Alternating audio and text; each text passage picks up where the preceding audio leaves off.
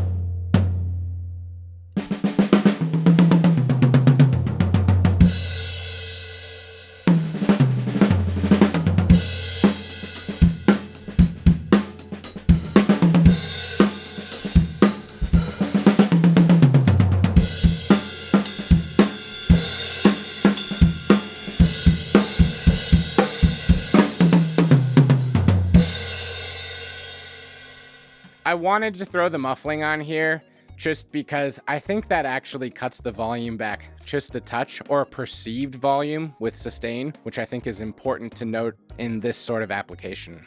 So let's go ahead and unbox this set of cymbals and heads and see what's inside. So in this first box, I've got all the heads, and these are very unique compared to other mesh heads I've seen in the past. The thing that really separates them is they have like impact patches on the center of each of them, but then on the underside here, they have these foam tone rings underneath. I think what this does is allows you to get a little bit more realistic of a feel, but then also it makes the volume just a little bit louder. When I've used other mesh heads, I sometimes have found them to be too quiet to be fitting with the low volume cymbals I had. And I actually used impact patches or a piece of tape to make the head a little bit more solid and less porous with all the holes from the mesh. So all the tom heads here have the same sort of setup. And I think they even have the same size foam tone ring here. So on the 16, it's still towards the center. It's not graduated or any bigger. The snare head is very unique. It's your normal mesh head, but then instead of having that foam ring, it has like this plastic layer with all of these ribbed sections here. And that is supposed to emulate the sound of snare wires. So unlike other mesh heads where you would throw it on a snare drum and keep your snare wires engaged, this is recommended to be used without standard snare wires on the bottom of your snare drum. So I think that's pretty cool and unique. The bass drum head here is similar to the toms. It has a larger impact patch and it has a smoother plastic-like feel on it. So I think that might get a little more kick, be better suited for a bass drum beater instead of a drumstick. And then the foam ring here is much larger and pronounced on this head. On top of that, they actually include a pair of drumsticks. This is their Finesse 5A maple model. I don't know if this is specifically designed to be used with mesh heads, but my guess is with these being maple sticks and being lighter, it will help with the durability of these heads to use a specific pair of sticks. Now in box number 2, we have the cymbals, and they include a nice little gig bag here, which is convenient.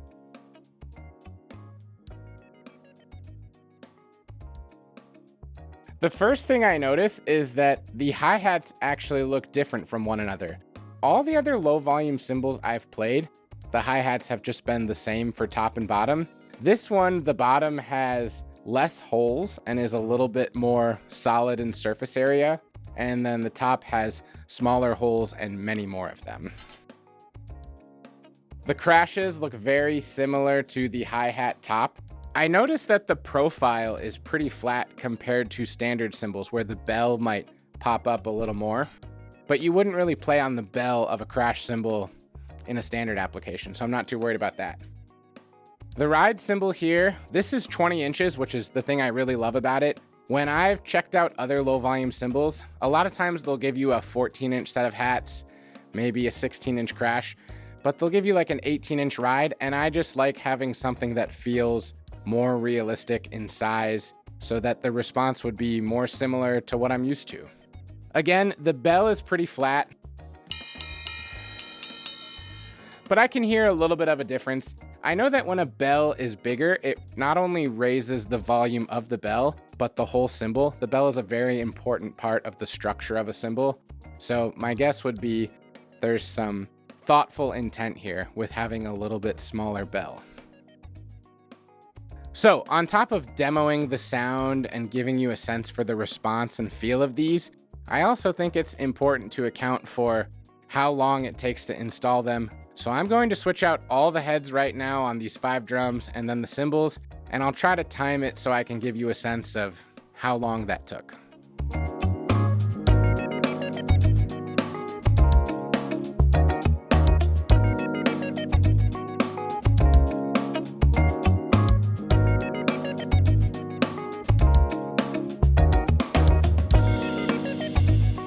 So in total, that took me a little under 16 minutes. That's changing out 5 drum heads and swapping the cymbals. The cymbals took like less than a minute. One thing you may notice is I only changed drum heads on the top. And Evans actually recommends that you use like a standard G1 or single ply resonant head.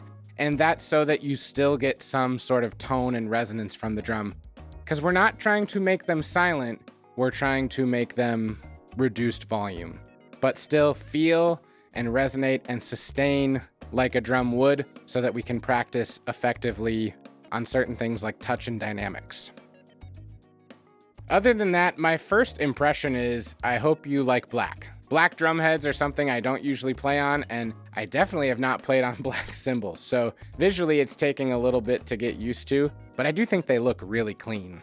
And these cymbals don't look painted. If anything, they would be like powder coated, or the alloy is actually constructed this way. So I don't think you're gonna have an issue with like black paint chipping off over time. And in fact, I've seen drummers using these for years, and I haven't seen that be an issue for anybody. Enough talking, let's hear how they sound.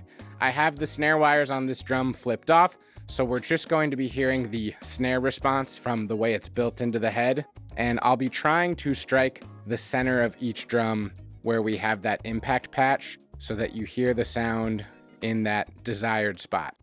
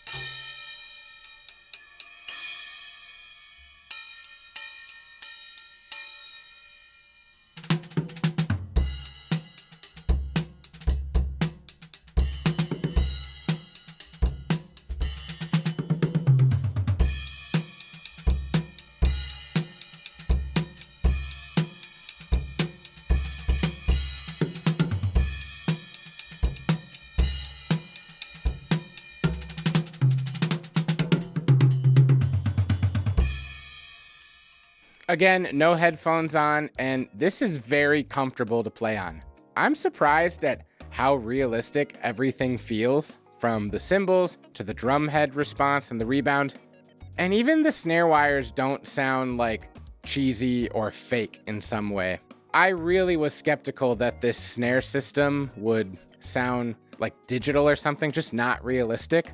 But it's not distracting. No, it doesn't respond exactly like traditional snare wires on a resonant head, but for practice, I could get by with this. The only issue I'm really having is all three toms have the same sort of like foam ring on the underside, and I think for the 10-inch drum, that might be a little bit too much material. Because the 10-inch doesn't ring a ton, but the 12-inch, I love how it sounds. This sounds like a fully resonating 12-inch tom, just at a reduced volume. The 16 could maybe use a little more, but honestly, no matter how I tune my 16-inch floor tom, I always feel like I could use a little more muffling on it. Overall, I'm super impressed with how these sound and feel, so I'm gonna play a little bit more. I'm gonna try something a bit more nuanced and see the dynamic range and response of these heads.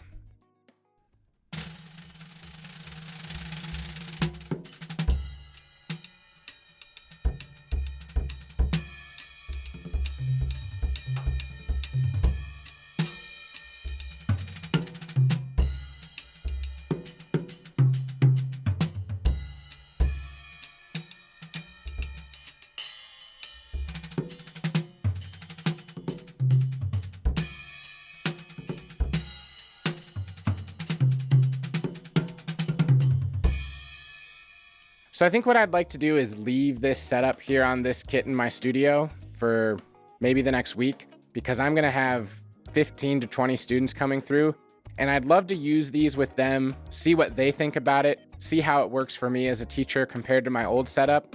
Then I'm gonna take it all off and bring these over to school where they're going to live permanently and use with the students there. And then I'll wrap this video up, letting you know my thoughts after I've had a chance to use it for a couple weeks.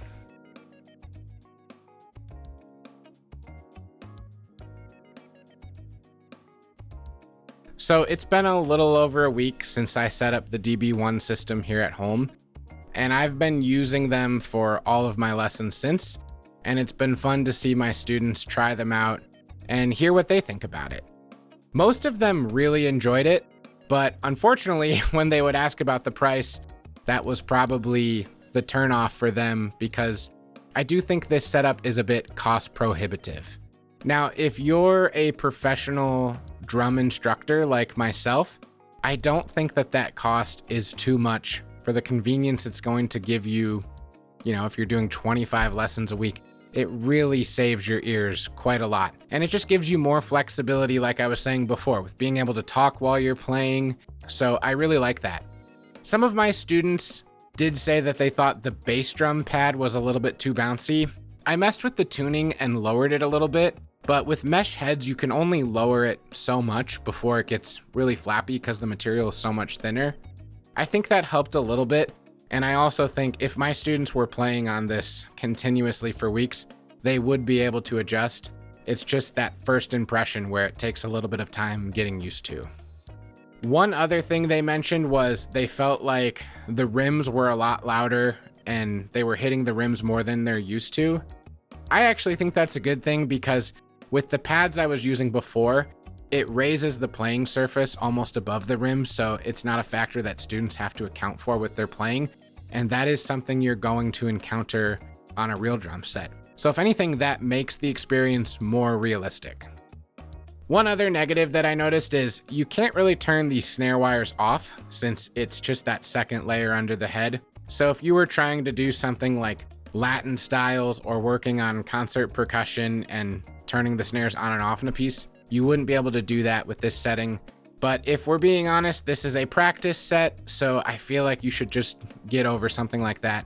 And in those cases, I would probably move a student over to a real drum set to practice some of the more nuanced touch and sensitivity of acoustic drums. I did end up bringing this set over to school, and I've used it with a couple lessons there. And I know that the staff at the school is really happy because the room where we have the drum set up for lessons is adjacent to one of the choir rooms. So with drums being the loudest instrument around and choir maybe being one of the quietest ensembles, I think that's really going to create a lot more harmony between the choral and instrumental side of the music program.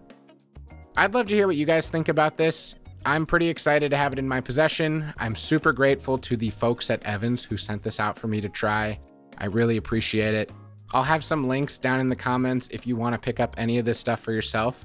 And remember, they're starting to offer these as singles. So if you want to buy just the drum set heads, you can buy them individually in plenty of sizes. And now you can even buy the cymbals individually. So if you just want the hi-hats and a ride, you could probably get by with that.